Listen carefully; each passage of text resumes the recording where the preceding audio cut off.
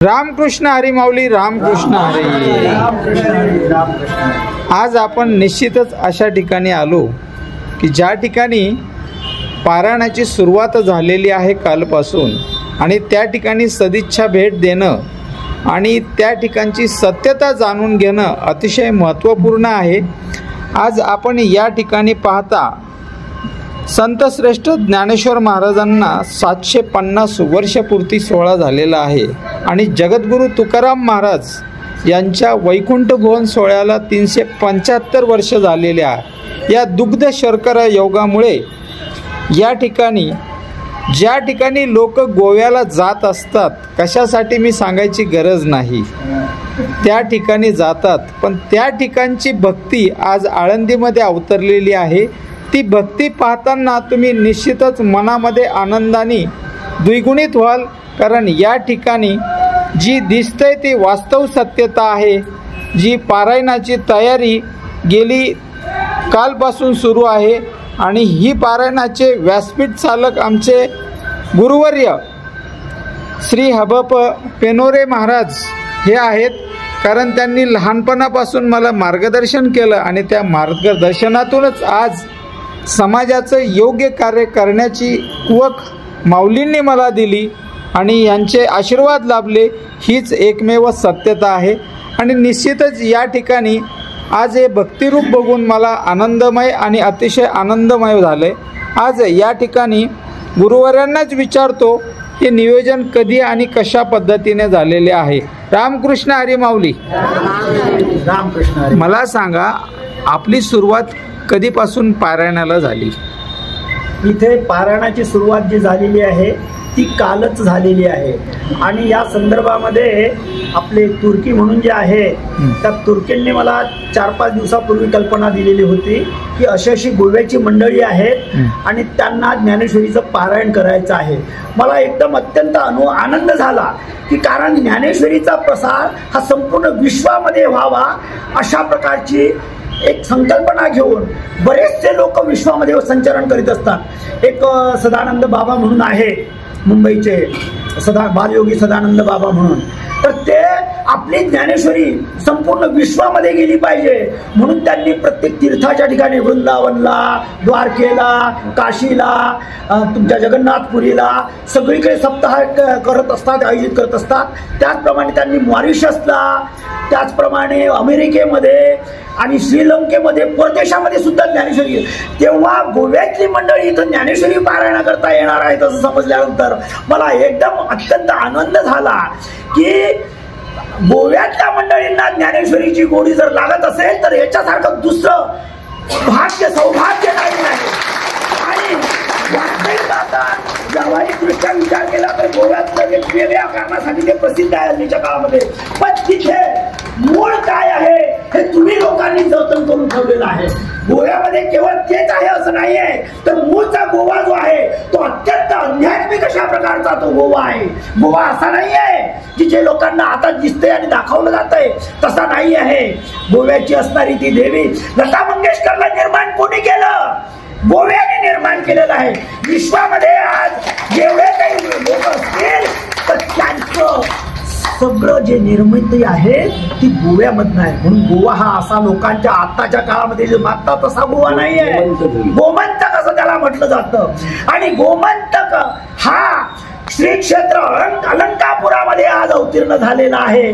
अलंकापुराचं आणि गोमंतकाचं असं मेलन म्हणजे हे प्रभू रामचंद्राचं आणि लक्ष्मणाचं, भरताचं मेलन अशा प्रकारचं हे बंधुभाव.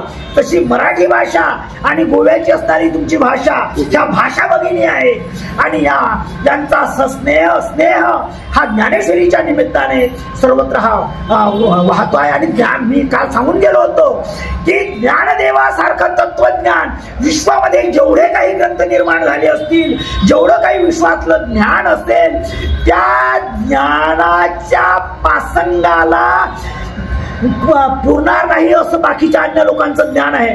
पण आमची ज्ञानेश्वरी ही संपूर्ण विश्ववंद्य असणारी आमची ज्ञानेश्वरी आहे.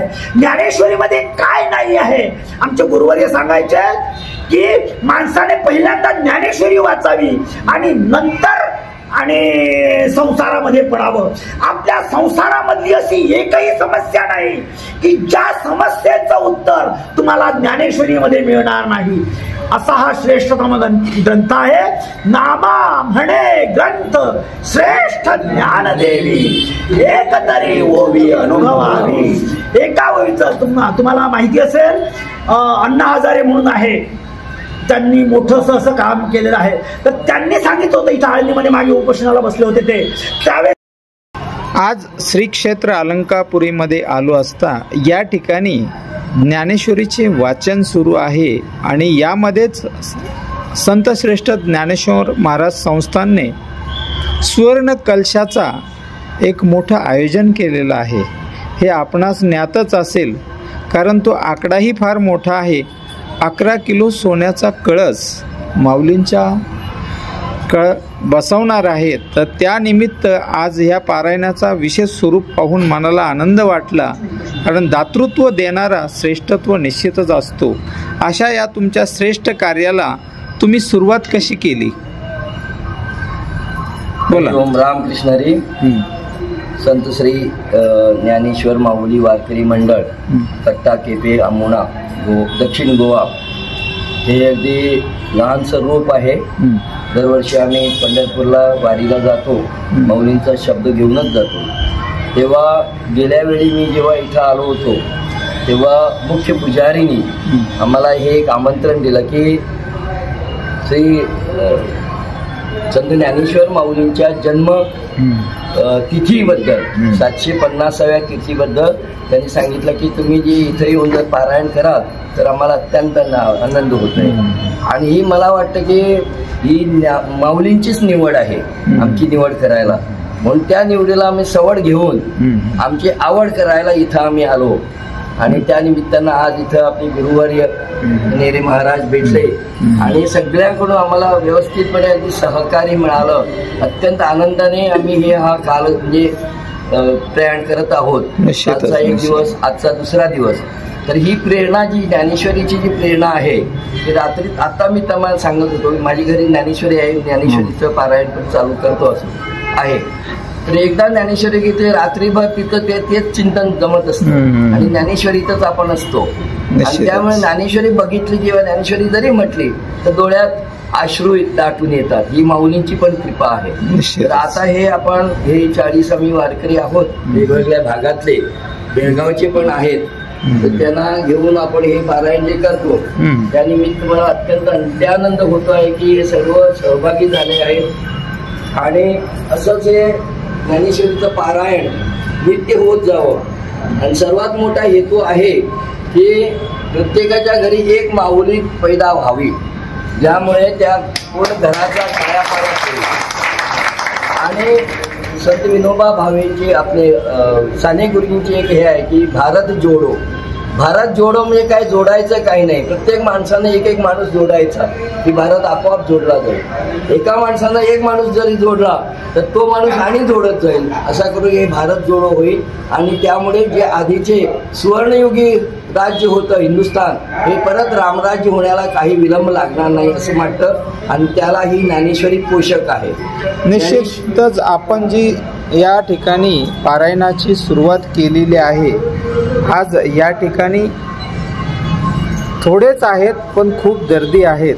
आणि याहीपेक्षा पुढील वर्षी असंख्य लोकांसमवेत या ठिकाणी ज्ञानेश्वरी पारायण व्हावं, हीच एकमेव आपल्या सर्व गोवावासी आणि बेळगावकर वाशांना नम्रतापूर्वक विनंती. पाऊले चालती पंढरीची वाट, ज्याप्रमाणे लाखो वारकरी भाविक भक्त असतात त्याचप्रमाणे या ठिकाणी आपल्याच माध्यमातून भव्य दिव्य सप्ताह निर्मित व्हावा, हीच एक आशा. धन्यवाद माऊली.